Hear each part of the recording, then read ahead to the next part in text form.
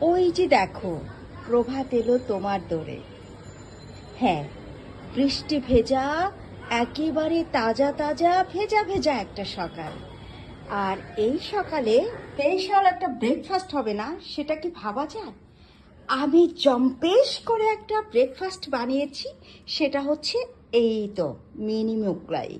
আর হচ্ছে আমি American sauce দিয়ে এটা খাচ্ছি।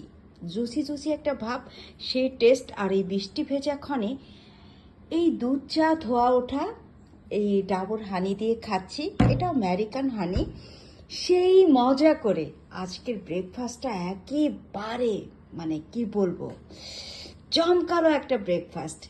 তো একেবারে ইজি। সামান্য আটা, ডিম, কাঁচামরিচ, পেঁয়াজ আর হচ্ছে ধনেপাতা দিয়ে একটু গুলে সামান্য বেকিং পাউডার দিয়ে তেলে ভেজে নিলেই হবে এরকম একটা ব্রেকফাস্ট। সবাই ভালো থাকেন।